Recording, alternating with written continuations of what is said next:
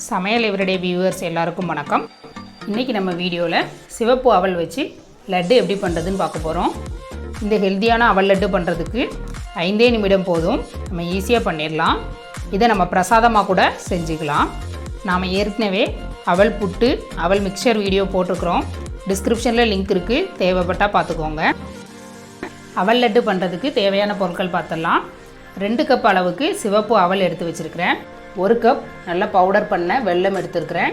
3 ஏலக்காய், அரை கப் துருவிய தேங்காய், 3 டேபிள் ஸ்பூன் வேர்க்கடலை, 10 முந்திரி பருப்பும் 10 கிஸ்மிஸ் பழமும் எடுத்து வச்சுருக்கிறேன். 3 டேபிள் ஸ்பூன் நெய். அவல் லட்டு பண்ணுறதுக்கு ஃபஸ்ட்டு 2 கப் அவலை ஒரு கடாயில் போட்டு நல்லா வறுத்தெடுத்துடலாம். நம்ம ட்ரை ரோஸ்ட் தான் பண்ணுறோம், நெய் எண்ணெய் எதுவுமே சேர்க்க தேவையில்லை. ஸ்டவ்வை லோ ஃப்ளேமில் வச்சுட்டு ஒரு 3 நிமிஷத்துக்கு அவல் கருகிடாத மாதிரி நல்லா கிறிஸ்பி ஆகிற அளவுக்கு வறுத்து எடுத்துக்கோங்க.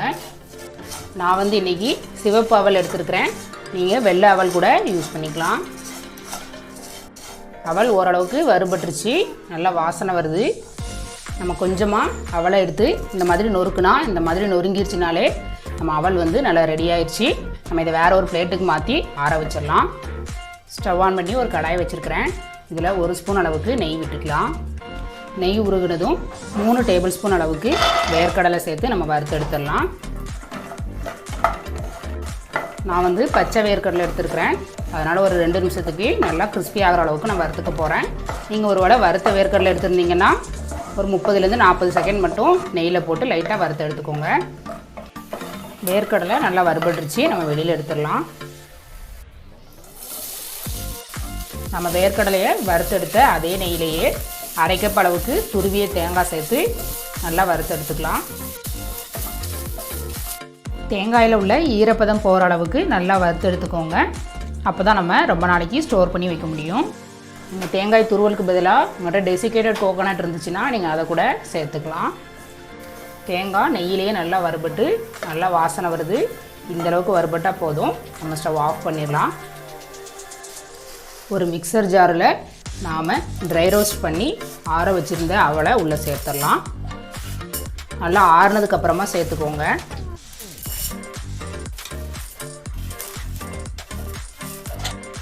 அவல் சேர்த்துட்டு அதே மிக்சர் ஜார்லேயே 3 டேபிள் ஸ்பூன் அளவுக்கு வறுத்த வேர்க்கடலை சேர்த்துக்கிறேன்.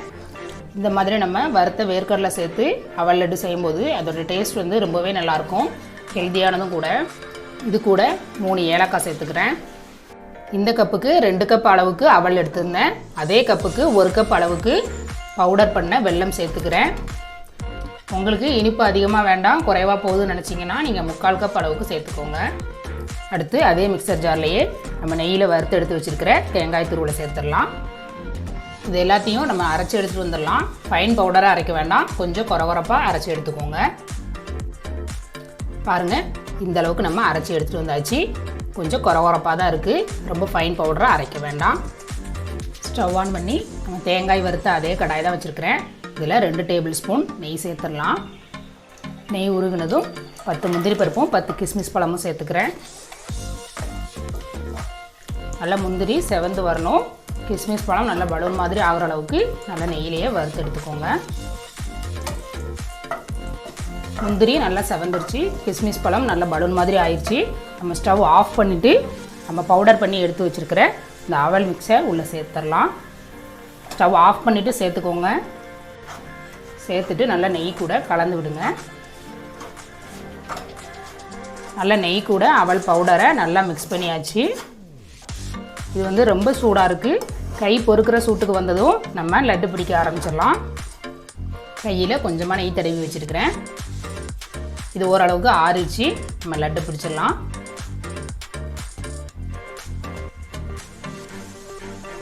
நல்லா இறுக்கமாக பிடிங்க, அழகாக லட்டு பிடிக்க வந்துடும்.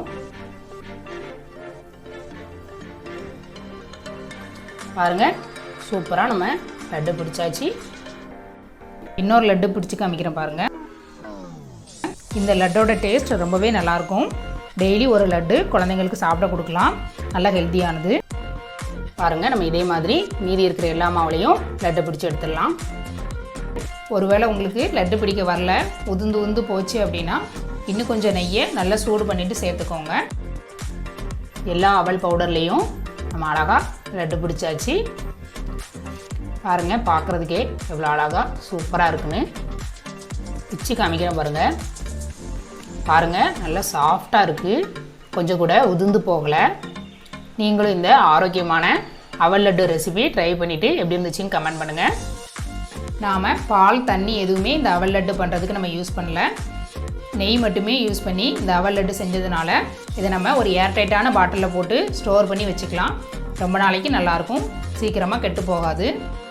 உங்களுக்கு இந்த வீடியோ பிடிச்சிருந்தா லைக் பண்ணுங்கள், ஷேர் பண்ணுங்கள். சமையல் எவ்ரிடே சேனலை சப்ஸ்கிரைப் பண்ணாதவங்க சப்ஸ்கிரைப் பண்ணிக்கோங்க. தேங்க்யூ.